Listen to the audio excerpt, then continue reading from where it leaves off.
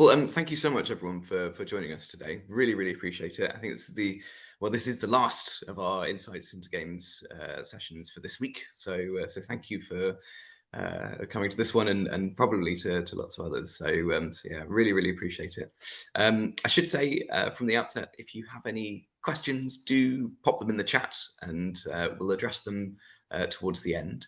But I'm delighted to welcome Alan and Sai here from Amiqus. Hello. Here to talk to us here to talk to us today all about flexible workforces and how freelancers and contractors can help studios stay agile. So without further ado, Alan, I'm passing over straight to you, aren't I? Yeah, that's right. Yeah, hi, good afternoon, everybody. My name's Alan Dixon. I work for Amiqus and have done for about 12, 13 years. I'm the recruitment director there, manage a small team and still hands-on involved with recruitment across the games industry for everything that goes on underneath the game developer studio's roof, or anyone that provides service to games, anyone in and around games. We recruit for everything. And today I'm with my colleague Simon, who's going to give you a bit of an intro into his background. And I'll just say on his behalf, he is our freelance contract expert. There's nothing he doesn't know in his 25 years of work with Amiqus. So he's been here, our longest serving member of staff. There's nothing he doesn't know about freelancing and this world. So yeah, Sai, over to you for your intro. Yeah, thanks for teeing me up there, Al. Hopefully I can match that expectation. But yeah, hello everyone. I'm Sai, as Alan mentioned, contracts manager, Amiqus. Just hit my 25-year service with the business, and as Al mentioned, my role here is sort of to support studios, you guys, with implementation and the sourcing of freelancers. So what the format we're going to follow today is that we've prepared some questions, and these are our frequently asked questions that we get asked from both studios who are considering freelancers and freelancers or contractors themselves. We use that term interchangeably. Contractor, freelancer, sort of refers to someone that's working outside of the guise of a permanent contract. So we've prepared some questions. Simon's going to answer them. If you've got any questions, come in, write them in the webinar chat or in the Q&A box, and we'll address them at the end if we haven't addressed them already through the body of the information that Simon's got. So Simon, do you want to give us your definition of a freelancer? What makes someone a freelancer? Yeah, absolutely, no problem at all. Like I said, we're going to use the term freelancer, so we're not switching between the two. I don't want to sort of make any confusion as we go through, so we'll use freelancer. So a freelancer's hired by a studio, typically at short notice for specific project, a deliverable, or just a period of time, often under a formal contract, operating through their own limited company or through sole trader or self-employed status, valued for their experience and ability to complete a project or a task. That experience leaving you with little or no management overhead. They will typically work remotely, but can work on site or hybrid, and they contract directly with you or through an agency or an umbrella company. They're not on your payroll. You pay them gross by the day, hour, or even the deliverable itself, and they are responsible for their own finances, paying their own tax, national insurance, etc. And they can also work with multiple clients at any one time. Okay, so that's interesting. So it's not always just, you would go further to say possibly it's not always full-time gigs that you'd be maybe working with multiple clients on 10 hours a week, 30 hours a week, something like that. Yeah, absolutely. I mean, shortest gig I think we facilitated was a day. Longest one I think was just over 5 years.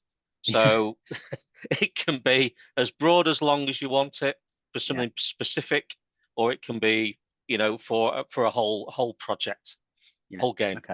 Okay, cool. So we know what a freelancer is. Who can be a freelancer? Pretty much anyone, to be honest. Okay. You know, anyone can be a freelancer, but clearly just know that niche skills are typically in greater demand, and greater demand equals better rewards. You know, maybe niche things like code or UI and UX. But yeah, anyone can be a freelancer. But I think to be a freelancer, you have to have the right mindset. You need to step into it prepared, ready. You must be always thinking about the next contract whilst you're engaged in the current one. Always keeping your skills up to date, your CV, portfolio, LinkedIn profile, keeping your network, your client base updated, on your next availability. The visibility is absolutely key. You always want to keep yourself in the hirer's eye. And you also need to be prepared to not necessarily work 260 days of the year. Manage your finances. Have that rainy day fund, which current circumstances might be very good advice. And also get a good accountant. Maximize your expenses. You get somebody who understands what you can and what you can't offset against tax, and most importantly, make sure when the time comes you've got the funds to pay the tax man. You certainly don't want him crawling all over you. Cool. So anyone could be a freelancer. And before you Yep. mentioned that typically freelancers are experienced, and as a result, they're deployable immediately with Yep. minimal management overhead. Would you say that more experienced people are typically more successful as freelancers? I think you hire a freelancer for an existing skill set. You don't hire them to have a learning curve. Yeah. You've got a piece of work, you've got a project, you've maybe got a bug in a line of code, and you just need somebody with the expertise, the experience, who can just jump on it, knows where to look, knows what to do. They're going to cost you, so you don't really want to be paying for a learning curve, because what could be done in a day with a learning curve might be a week, could be even longer. It just depends on what you're looking at. Okay, so we're talking more at this next question is more around what are the advantages to studios of using freelancers, and I think this is quite useful information on two parts. It's good for studios to understand this, where freelancers are quite good, but it's also good for freelancers, I think, to understand where the pain point in a studio might be for them to then pitch themselves to it, or how they might present themselves to the wider job market. So the question is, what are the advantages to studios of using freelancers? Yeah, I think we sort of alluded to a little bit to it in the previous question, but flexibility, I think, is absolutely key for studios. You can hire them short term, you can hire them in the long term, you can ramp up, ramp down based on project sort of timeline, where you are in the workflow, where you are with budget. And equally, when you do sort of downsize, you haven't got the cost of redundancy, you haven't got the cost of bad PR. It has a start date, it has an end date. Yeah. Okay. What would you say, just to flip that, because I know there's a few people in here that are watching that might be freelancers and are looking to aspire to be freelance.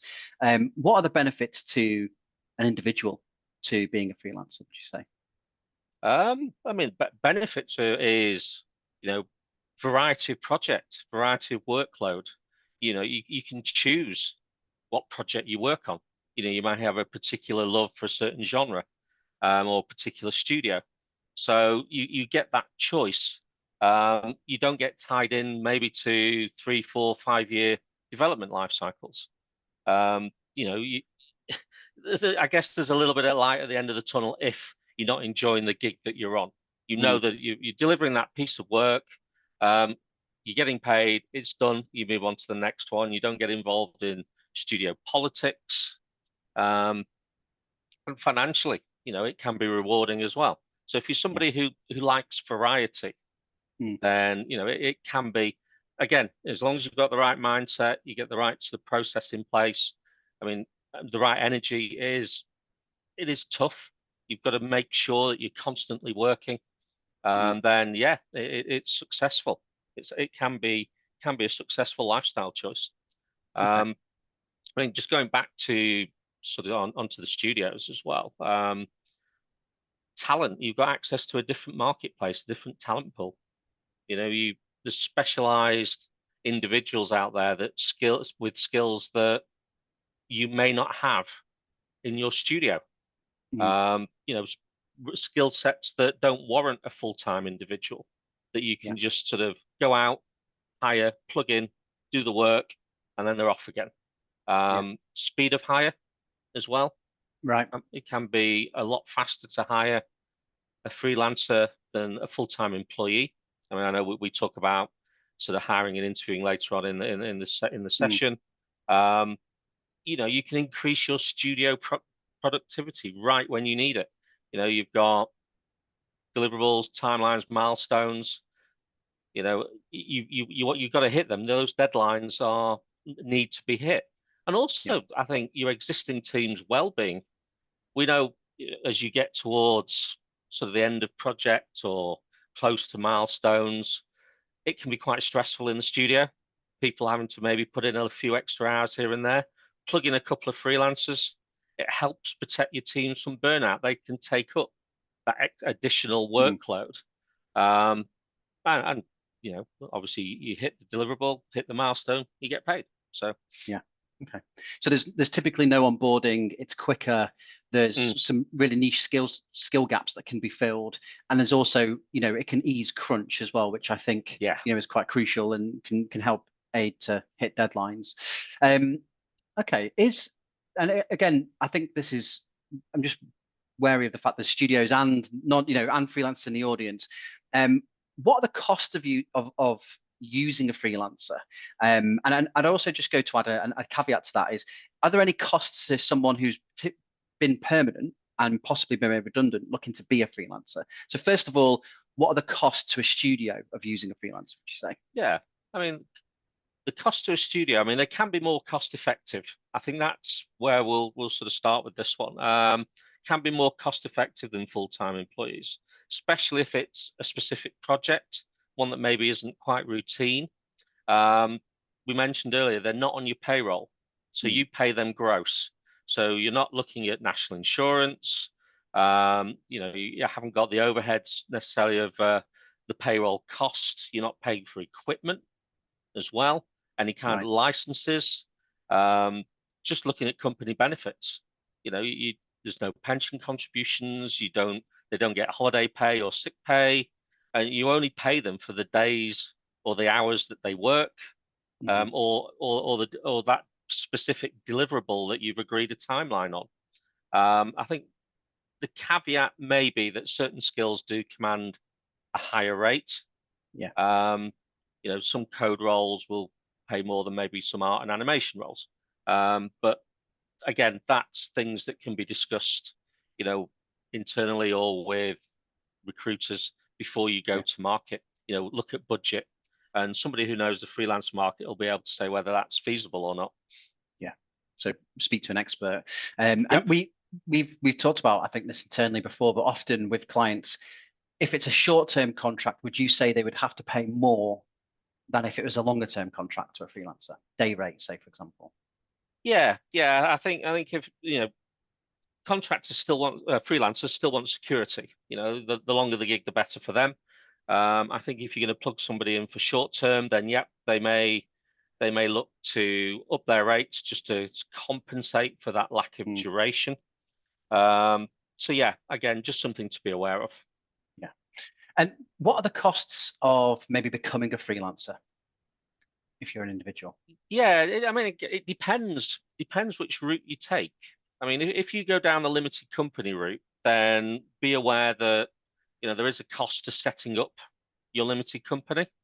There are companies sat dormant with Companies House that you can just get into. I can't remember what the specifics are cost-wise, no monetary number, but there will be a cost involved in setting up the limited company, securing it. Accountants, a good accountant are worth their weight in gold. So there will be a monthly fee for them to manage your accounts, your expenses, just making sure that your business is run properly, correctly, and is in a position at the end of the financial year to make those payments to taxman, maybe VAT. There is also insurances as well that typically you should look to have if you're going to be seen to be operating as a true limited company. Things like public liability, employers' liability, and professional indemnity insurances. They can be paid monthly rather than one-off fees. I mean, it's been a little while since I looked at that, but again, depending on your role and maybe the risk, could be something like 30 to 40 pounds a month, something like that. Nothing huge, but something that I think if you're a company, absolutely. And that also, those insurances also are necessary if you go down the sole trader and self-employed route. With that, I don't think there's any real cost. I think you just need to register with the taxman as self-employed and sole trader. So certainly a cheaper route to market there. Yeah. Okay. So there's maybe a couple of £100 here or there around about setting up as a freelancer with various couple of insurances, limited company, and so on and so forth. Okay. Yeah. And thank you. Obviously the accountant costs as well, but again, that's only when you've used them. So this is for, again, another sort of two sides of the coin here. Is there a difference between interviewing a freelancer over a permanent hire? Yes. Yes, absolutely. I mean, there are some sort of key differentiators. I mean, your purpose of the interview. So I'm just getting my head straight here. It differs in several key ways. It's due to the nature of the engagement, the expectation, and also a studio's long-term investment in its people. So the purpose of a freelancer's interview is focusing on skills, portfolio, and availability. Your goal is to assess quickly whether they can deliver against your specific project or task efficiently, quickly, to cost, and also with minimal input from yourselves. Whereas in addition, if you're hiring for a permanent employee, as well as skills, ability, etc., you want to be looking at culture fit, team fit, obviously long-term potential as well. Their career goals, do they align with your company values?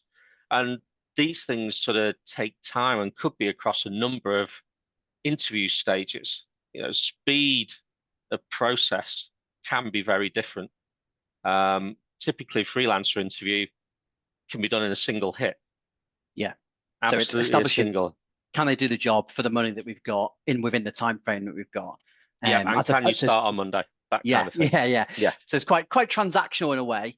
Yes. And just to flip that, just to the audience that might be freelancers, do you think it'd be a good advice to say to them to try and focus on making those things abundantly clear and understanding what the client needs are, what the time frame is, and then selling yourself in as that solution to that really specific problem?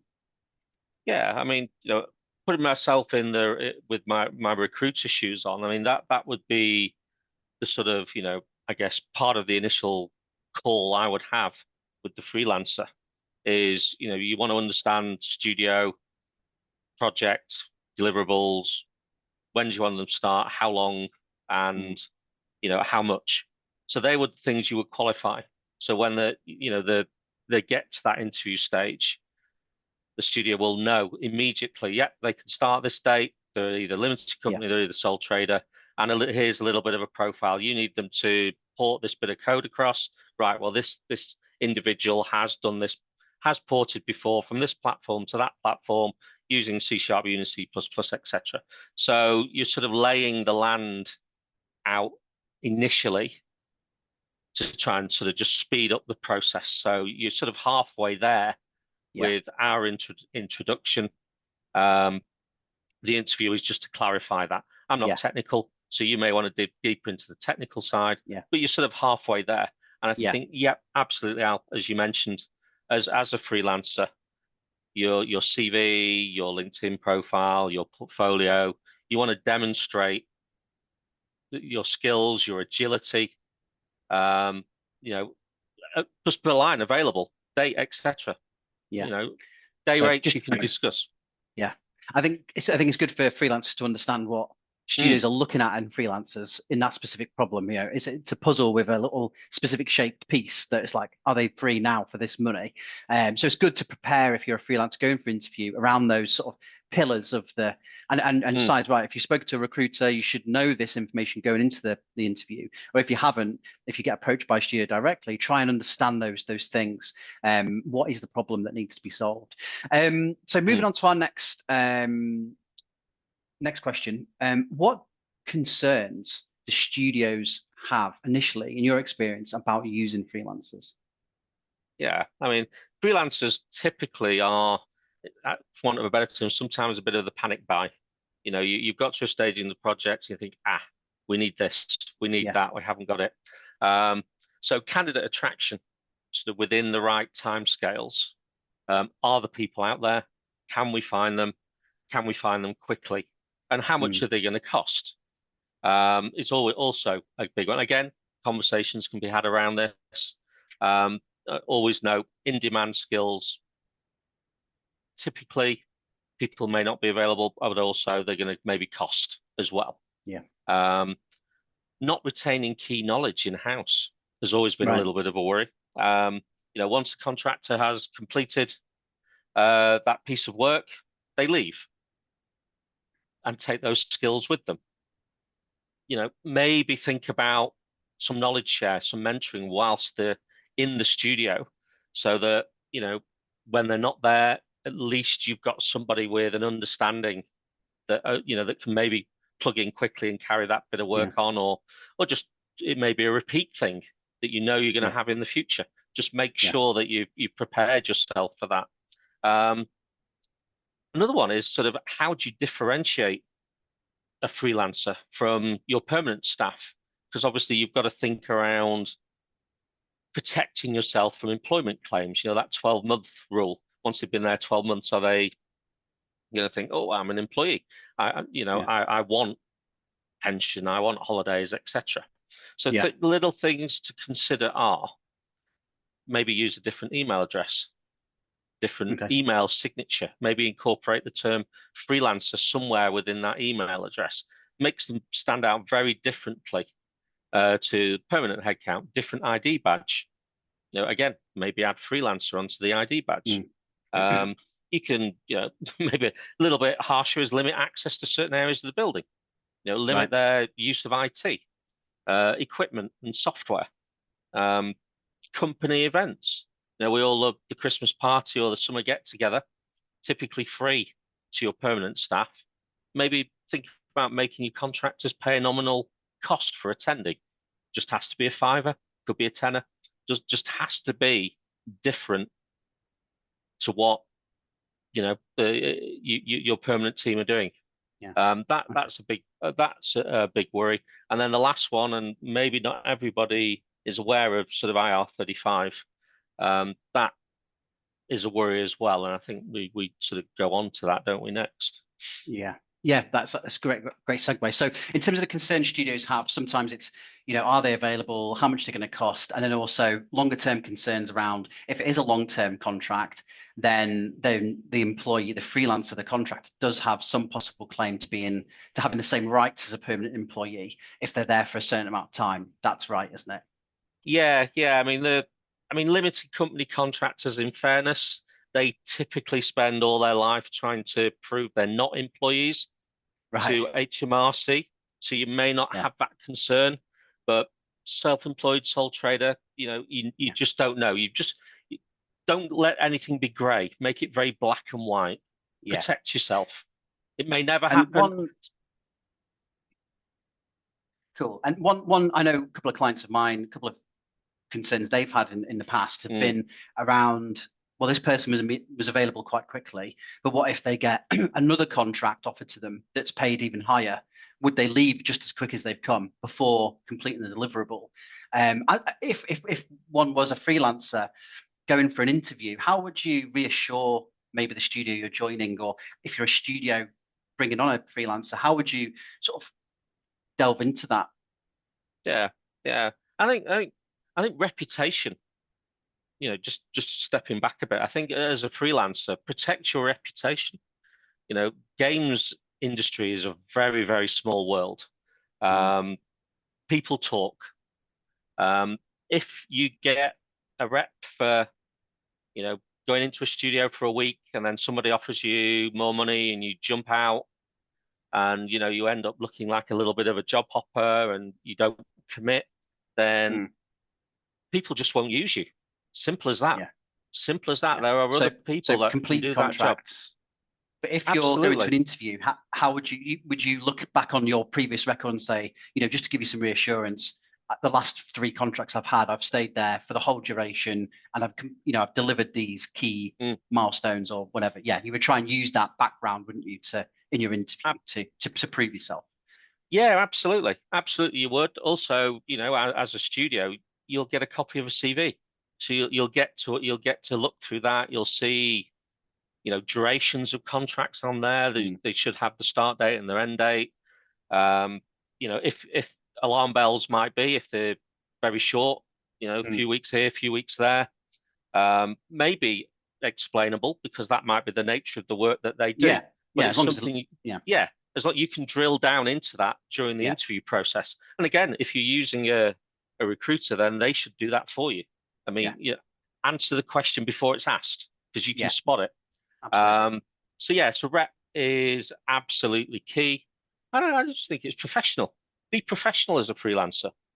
Go in, do a job, commit to it. Contracts have notice periods as well, so you can always protect yourself a little bit by putting in a notice period. So at least they can give you 4 weeks notice. Maybe the contract's not that long anyway, but you get the gist. You can try and protect yourself from that as well. We mentioned at the top of the conversation around a freelancer possibly working with one or more than one client at a time. If that was the case, now I actually filled a couple of roles recently that were, I think, 10 or 15 hours a week for a certain amount of time. How would you raise that in discussion with the client, or as a studio, how would you raise it with the freelancer? Is it just about being really specifically clear as to what these other projects are and how much time they take, if there's a conflict of interest? I mean, what's your advice? Yeah, I mean, I think, again, as a freelancer, absolutely, just be honest. And if you commit, make sure you deliver.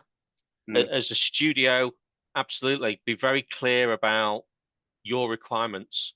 You may be very specific that on the days that you need them available. It may be specific hours. It could be you're overseas, so you need them to align with your working day. But yeah, it's being very, very clear about your expectation, and making sure that you have that sort of warm feeling that they meet your requirements, and they're going to commit to it. So clear expectations, black and white. This is what I'm doing. This is who I'm working with. This is the project. So you don't have to go into too much detail, but you can just give me broad strokes. Okay. So I think in all this, like in anything really, good, clear communication. Be specific. Now we touched on IR35 before. What do studios? What are the headlines? What do studios need to be aware of? Yeah, this is probably going to be the heaviest bit of our Q&A session. So I hope. I've spent a lot of time putting this together, so I'm hoping that it makes sense. Again, we've got the piece at the end, so if there's anything that's not clear, please raise it. We can either answer it now or we can take it offline and do it at a later date. But IR35, it's my experience. Studios either are very aware of it and very clued up, or have never heard of it. It's a bit of UK tax legislation. It came out in 2000. So we've had 25 years of it now. So it's aimed at identifying disguised employment. So this occurs when you've got an individual, they work like an employee, but they operate through a limited company to take advantage of tax breaks, expenses, so they pay less tax. And the taxman wants their money. So it's well worth us talking in more depth about this. Just a headline, this legislation is only limited to limited company freelancers. It doesn't impact sole traders or individuals that work through the likes of an umbrella company. So it's only if you're engaging with limited company freelancers that you sort of need to be aware of it. So what do you need to do before if you're considering hiring a freelancer who operates through a limited company. Firstly, you need to look at the studio itself.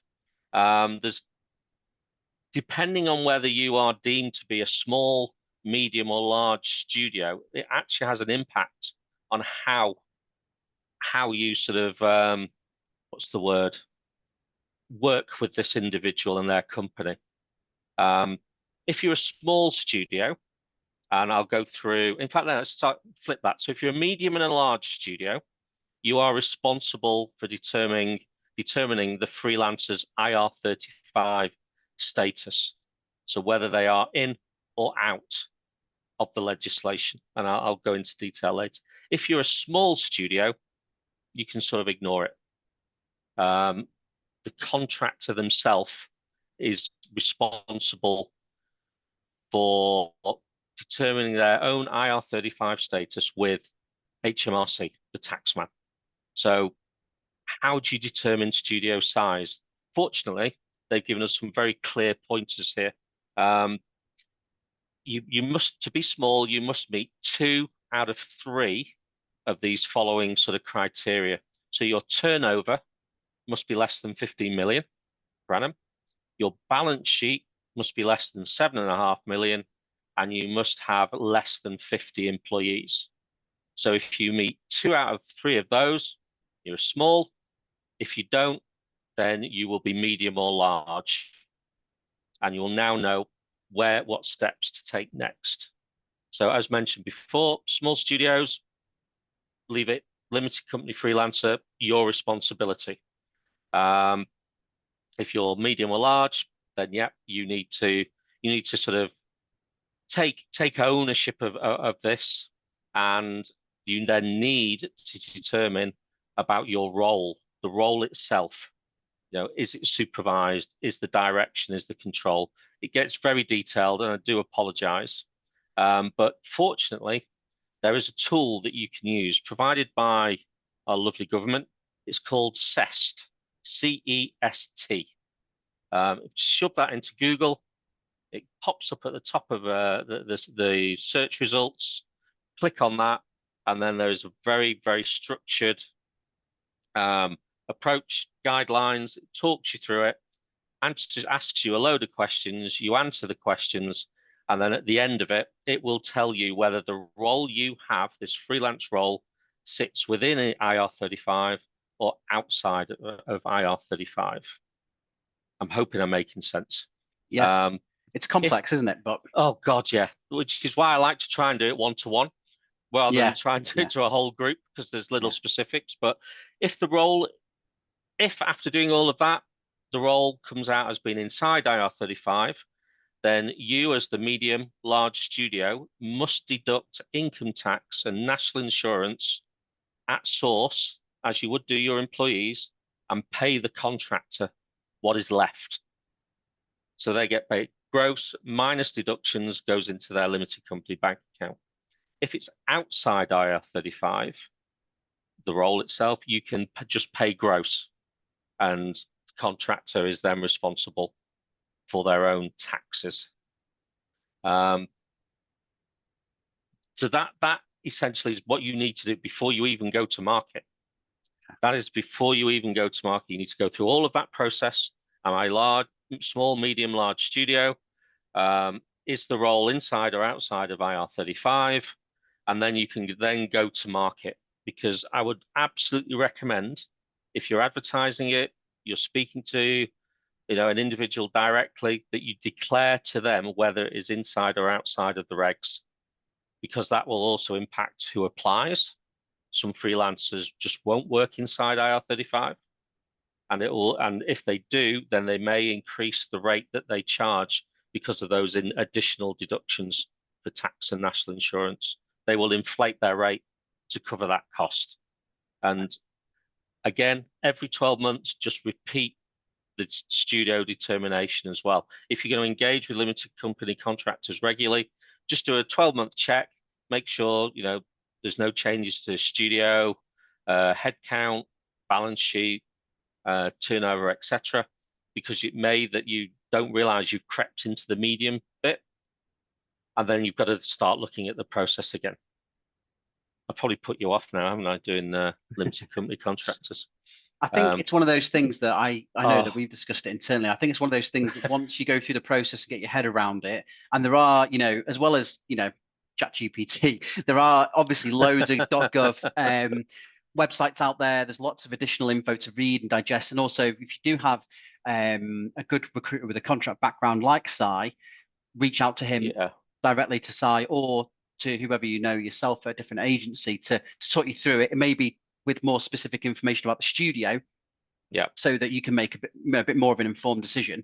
But yeah, like most things, it's ultimately it's there to protect you anyway. Yeah, I mean, I've lived that for what 20 odd years now, and it's still tricky to try and put it into a format that to somebody who's never seen it is really quite clear and concise. Hopefully, I've done that. If I haven't, then you're more than welcome to chat to me. That's what I'm here for. Cool. So, last question before we take some questions from the attendees.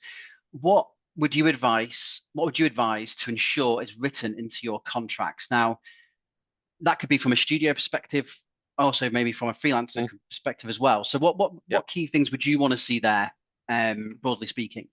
Yeah, I mean, firstly, what I'd love to see is actually a contract at all. Right. I've spoken to studios over the years who, it's gentleman's agreement. It's written on a bit of paper. Oh yeah, well, you do this, we'll pay you that. It horrifies me in a little way. Always have a contract in place outlining expectation. It avoids disputes. You've got enough to do making games without getting into lengthy discussions, about, well, I thought you wanted this. No, we wanted that. Grey is not good. Grey is not good. You do not want miscommunication. You don't want misunderstandings around, even pay rates, deliverables, milestones when they need to be delivered. So absolutely a contract, you want it to cover who it's between. So you and either self-employed sole trader, their name, or limited company. Absolutely needs to have that. Job title. Job title is important. Tell them, what they're going to be doing, what their title is, start date and end date. Absolutely. Notice period, and that's both ways. So, should it, God forbid, it not work out, or, things change, studio expectation changes, you've got a notice period. Can be anything depending on length of contract, from a day up to 4 weeks, even longer, but between a day and 4 weeks is typically fine. So both ways, there's some protection for you. Location. Now, do you want them on site, or are they going to be remote? Is it hybrid? If it's hybrid, are there any particular days? Just make it clear. Again, no grey. Pay rate, what you're going to pay them, can be per asset, per piece of work, could be per day, could be per hour, so the time and materials. Make sure that's very clear. Again, you don't want an invoice for $250 a day when you thought you were paying 200. You don't want to get into the realms of that. And obviously, expectation each week, how many hours, how many days do you want them? Payment terms, also very good to understand. Yeah, absolutely. They'll submit a timesheet or they'll submit the deliverable, you sign it off. They expect payment in 7 days, but you think 30 days. Get it down in writing. Document clear deliverables, clear milestones. They're sort of the standard, the expectation. There's extra things that, a good lawyer, and certainly get a good lawyer for drafting your contracts, would also maybe want to include, like, IP. Make sure you as a studio, you've got this contractor churning out all this work for you. Make sure that you own it. It's yours. They can't take it away and use it themselves for maybe different things. You want to own anything that is created by these individuals during their time with you. Confidentiality. Your game may not be announced. Yeah. You don't want them jumping onto X or Facebook or any kind of chat. So, oh yeah, I'm working with this cool studio on this game. Oops, don't want that. Cover it off with an NDA as well. Back to finances, ensure that they're responsible for paying their own taxes. You don't want that liability because HMRC will just go anywhere they like to try and get the money. Protect yourself. Make sure they've got insurance. Key things like professional indemnity. So, you know, that line of code that the contractor drops in costs you thousands to rectify. You know, budgets may not be great. You know, we all know how tight things are now. Put things like in there. So if there is a bit of a cock up, you have then got some sort of avenue to pursue to recompense you. Employer's liability, public liability, little things like that. Get them in the contract. Make sure that they hold them. You can request copies of certificates. Any insurance company that provides these will supply certificates to the individuals. They will have them. Make sure you get copies of them before they start. They're probably the most obvious ones that I would certainly look at. Again, key, avoid any grey areas. Make the engagement, the deliverables, the expectation as clear as you possibly can. You haven't got time for misunderstanding or getting into battles with people. I think that works both ways, doesn't it? For the freelancer as well, to have all those things. If they see a contract from an employer, to think, okay, do I know what I'm doing, when I'm going to do it, when I'm going to get paid, how much I'm going to get paid, what do I have to keep quiet, what do I not have to keep quiet? Okay, so all those things are really pertinent, and then they work and they swing both ways actually, which is great for everybody. Cash is king, as they say, isn't it? You know, as a business, you think of yourself as a business. Businesses need money. And money needs to be coming and flowing into that limited company bank account. So, you know, think the little things like the payment terms and, you know, I've done this. This is what we agreed. I've done it. You pay me. And this is how quick I want paying. Yeah. Makes total sense. So look, Si, we've come to the end of our questions that we prepared, which covered a lot of ground, loads of detail, but they're the sort of FAQs that we normally get as an agency. I'm just going down to some questions. So, so the reason I also asked a little bit about from the contractor's point of view is that, and I know you're not keeping an eye on the chat, is that there's some people in here considering being a freelancer. So Ollie asked, you know, how can I find work? What agencies are out there? Now, there's one really good one called Amiqus that I've heard of. Let me think. But I think, you know, what I would do is, if you are a freelancer, I think half the trouble that we have sometimes is, even if we see you have the right skills, we don't know that it's even something you've considered before. So, I mean, Si, the question is to you, but how I would say that is, if you have a LinkedIn and CV or a portfolio online, make sure that, like Si said earlier, that your dates or availability are there. You can even give it like a broad day rate. You can even say, you know, freelancer, own limited company, currently hold, you know, indemnity insurance, professional liability insurance. Just give that information out front so that you're findable on LinkedIn. And, you know, when you complete a contract, ask for recommendations from the people you've just finished with to say, you know, Alan's just finished with us. He's completed this contract. He's available again. If you're looking, I can vouch for him, kind of like a live reference. I think that's a great way of doing that. And an agency is obviously, like the BBC would say, there are other agencies available, but, you know, Amiqus is the one that comes to mind. But yeah, no, games recruitment agencies are out there, and studios doing a lot of hiring directly, and they might hire, you know, put up that they're looking for something specifically. So, have you got anything to add to that, Si? I think you hit the nail on the head there, Al. I mean, like I say, absolutely. It's just keeping everything up to date, LinkedIn, CV, making sure your availability is out there as well. Skill sets up to date. You know, see so many LinkedIn profiles that give a vague job title with no skills about. There's no portfolio link, no availability. You know, even where you're prepared to work, if it's remote, hybrid, on site. You know, there's much information. Put it out there. Join LinkedIn groups. There's loads of LinkedIn groups out there that can. Amiqus have got one, but you know, specifically for freelancers as well. Look at Slack, games industry Slack. Have a jump on there as well. Have a little look. People post on there, but it also allows you to post yourself onto there. You know, promote. But yeah, it's just keeping everything up to date and keeping people informed. because then they can hit you. If I see a profile that's got all of that, and I know I need a contract to start on Monday, and you say you can, I'm coming to you first because it's the obvious choice. It makes you the obvious choice rather than going through many calls to find out that the other 9 people on my list aren't available. Yeah. So another great question here from Mark F. Any standard practices for GDPR or client data retention for freelancers? Something to instill confidence that client data is treated professionally. Wow. I might have to come back to you on this one. That is GDPR, and I mean things like that you can put into the contract. Yeah, that's where I would put it.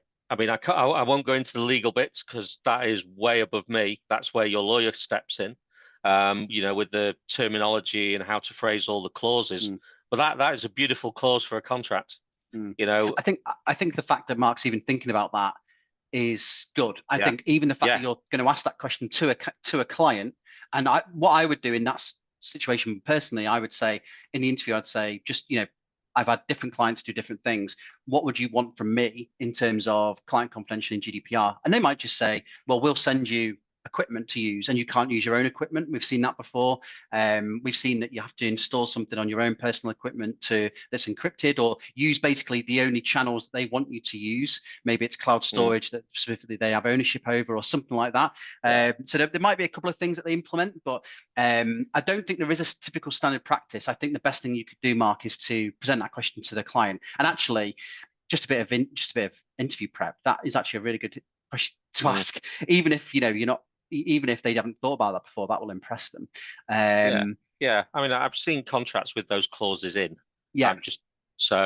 Absolutely they should be written into there. And again, it's about the grey, isn't it? Removing the grey, making it very black and white. It's all about protection. So the Games Alchemist Limited said, do you set tests or have a cooling off period? So is this I mean, some studios do a test, don't they? Some don't. I mean, I think freelancers, we try and avoid the test.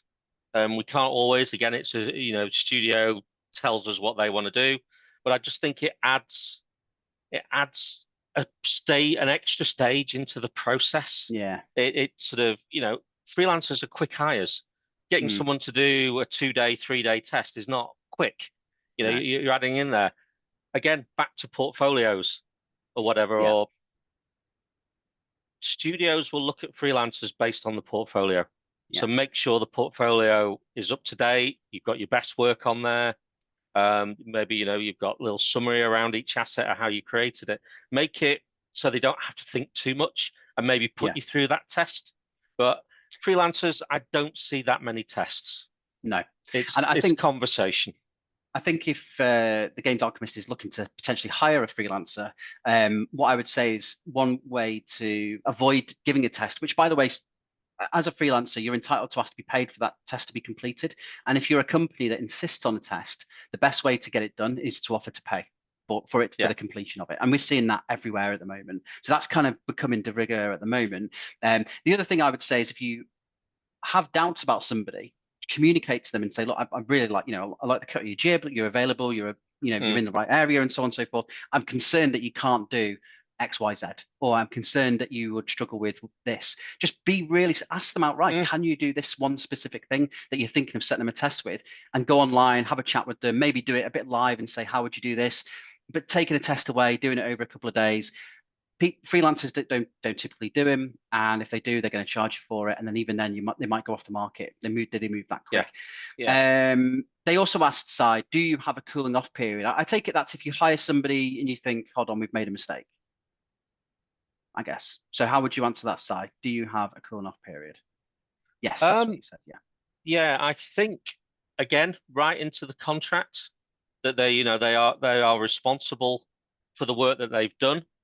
And also maybe put in there that they also are responsible for rectifying any mistakes for a period of maybe 4 to 8 weeks or whatever. You can put in essence, you can put whatever you want into a contract, is whether they sign it or not. I think I took that to read like cooling off period. Like, do you have a bit of a probation at the contract. To say you hire someone, they start on Monday. Right. And for whatever reason, that's how I read it. Yeah. More than happy for you to correct me, Games Alchemist. But and again, I think the answer's the same, actually. What you could say is it's a short-term contract. You've got a week's probation. In that week, there's no notice, but beyond that first week, you're on 2 weeks' notice or something like that. Yeah. So I think, like Si said, anything's possible. I think the crucial thing is if you're thinking about these things now, that's a really good thing. If you're a freelancer, to bring up with somebody or put in your own contract or look for to be added to your contract that there's some level of probation. And don't forget, cooling off periods work both ways. Freelancer might join and think, actually, this is not what I anticipated. It's not the right thing for me. So if it's within a week, maybe you can leave. Yeah, I think just on that cooling off period, if that's what we're talking about, the notice periods, absolutely. You can have two notice periods, 1 day in the first week, 1 week thereafter. Again, explain it at the start of the, at the interview process. This is what we will have. We will have 1 week in the first week. So again, you're upfront about it. You're not hiding it. It's not a surprise at the end. Because again, you don't want to go through the process. You've spent an hour, maybe 2 hours with this individual, and you think, yeah, brilliant, perfect, meeting of minds. And then you throw in that notice period or something at the end, and they go, nah, I'm not signing that. And they just walk, and you've got to start again. So we've got two questions from Yana. She used 2 questions. Are we seeing more studios become more open to project-based, value-based fees, or are they still mostly focused on day rates? That is a very good question. It's a very good question. I think what I have seen is that studios are thinking more, and for simplicity, are more just time and materials, so just day rates. Yeah. Just day rates. I think there needs to be a lot of work put in to put together what you call a work package. So, talking about these are the deliverables, this is the expectation, this is when we need it, this is how much we're going to pay for it. Making sure again that once the individual's delivered it, is it right? Yeah. Because again, you don't want you to be miles apart. So in my experience, I've done certainly more day rate, hourly rates, start date, end date contracts than I have, right, we want you to do this asset. They've caused a little bit more trouble than they've been worth, in fairness. So that's how I see it. I've seen it more as the start date, end date, day rates. Yeah. And day rate always feels a bit like it's universal, isn't it? Everyone knows what a day rate is. It's kind of self-explanatory. There's 5 working days in a week, 20 in a month. It's easy to calculate. Yeah, no, understood. It's good for budgeting. It's good for your budgets as well, because if they're going to do 4 weeks, it's 20 days times this amount. Yeah, exactly. This is how much I've got to pay.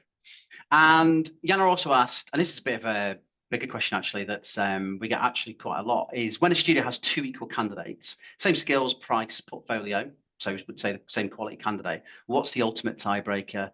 For example, how much do brand building assets like public speaking or a strong LinkedIn presence really matter in that final yes decision?